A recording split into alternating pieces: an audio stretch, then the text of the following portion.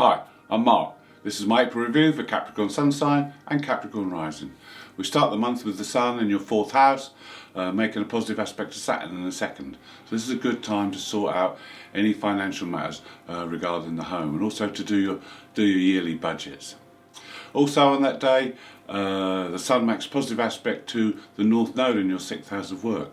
This is a time when you can be recognised. This is a time when you can achieve and maybe develop your leadership skills for the future. Then on the 2nd, Mercury makes a positive aspect to Pluto in the 1st house. This is a day when you may want to look in the mirror and look at yourself and think what's below the surface. Go deep below the surface and see what your motivations are, and then what you discover may surprise you, and this may change your attitude to how you progress in the future. On the 3rd, Saturn makes a positive aspect to the North Node in your 6th house. So this is good because it will start to ease limitations and restrictions that have been placed on you in the past, which is good because this relates to the financial area and work. Also, you'll be up for new challenges at work, and it'll be a good time to set new goals. Then on the 5th, Venus makes a positive aspect to Mars. Again, Mars is in that 6th house of work. This is where you might make or strike up new friendships in the work area. This is also good for making your home a more pleasant place. You may want to do some redecoration or change a few things to make things a little bit more pleasant. On the 6th, the Sun makes a conjunction with Ceres. Ceres is a planetoid between Mars and Jupiter and rules nurturing. So at this point, it's the 4th house, so you'll feel very nurtured and nurturing towards people who live with you in your home and the home itself. It's a good time to improve the home if you've got any projects, creative projects you want to do around the home. It's also a good time to work with children, help them gain confidence and self-esteem. Then on the 8th there's a difficult aspect because Mars makes a square to Neptune. Neptune's in your 3rd house, so there could be doubts that come into your mind now. Doubts that you're doing the right thing or going in the right direction. If you do have these doubts, then you need to think about this and maybe change direction. But it's not really a time for important decisions. They need to be put off till this aspect has passed, because your mind will be a little bit confused around these next 4 days.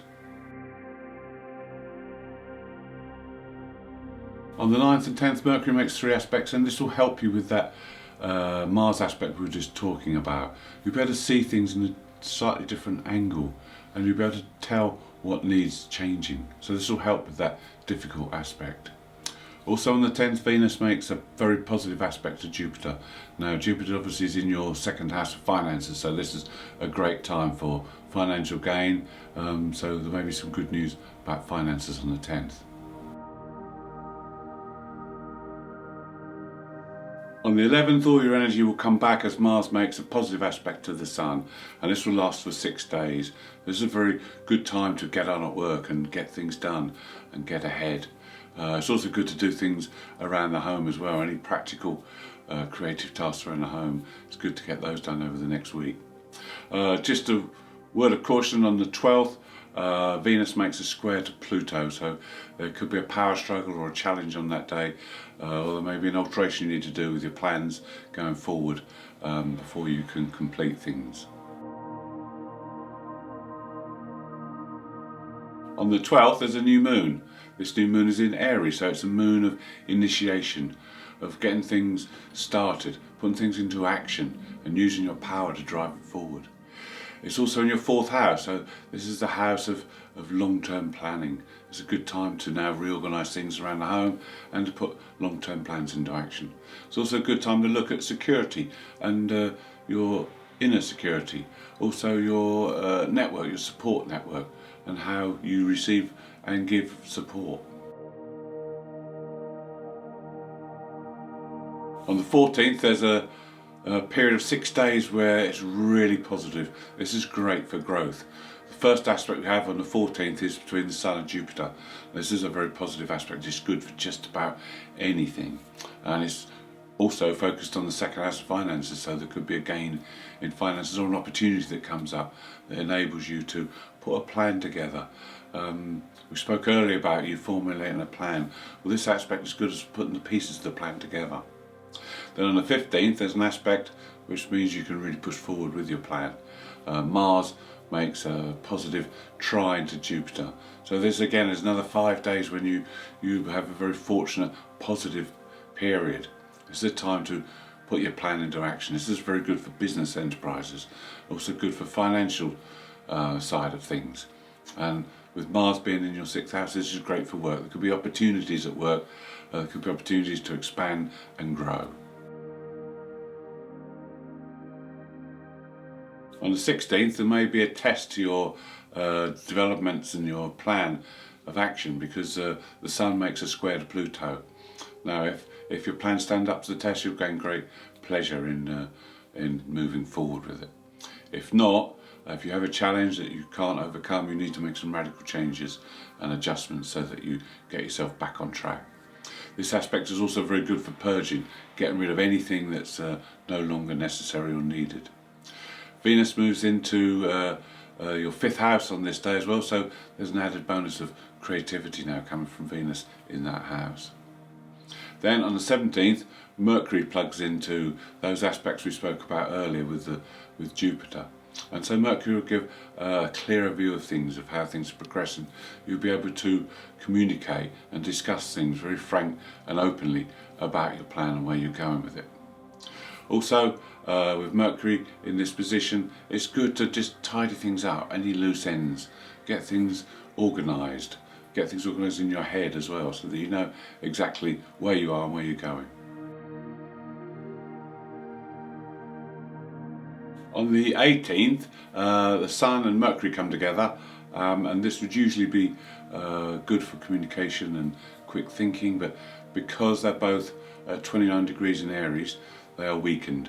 A planet at 29 degrees is called anaretic, which means it loses its strength, loses its power.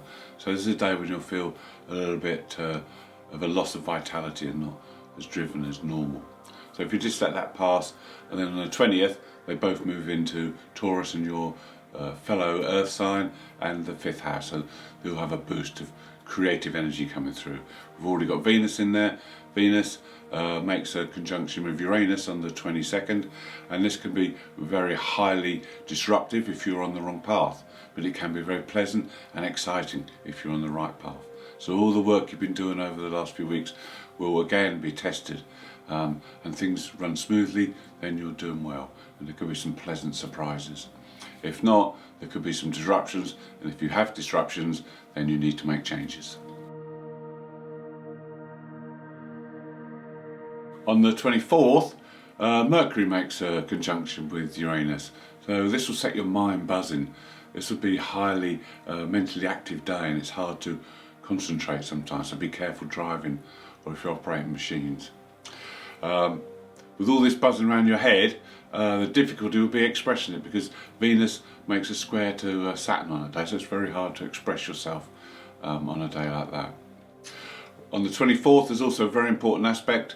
Chiron makes a positive aspect to the Moon's nodes. This lasts to the end of the month.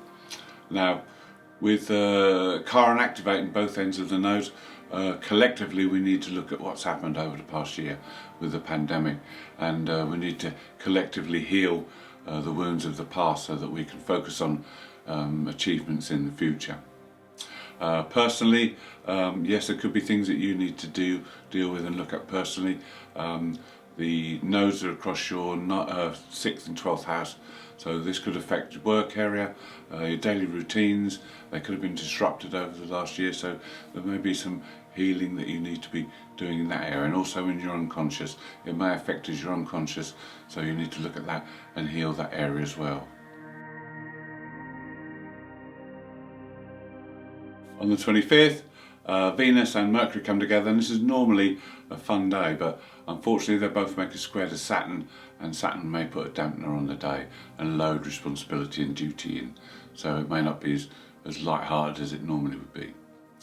Then on the 27th there's a full moon. This full moon is in Scorpio, so this is a full moon of truth and transformation, but it's in your 11th house, so this will focus on your ideals, your dreams, It's a good time to think about those and set perhaps new dreams, new goals.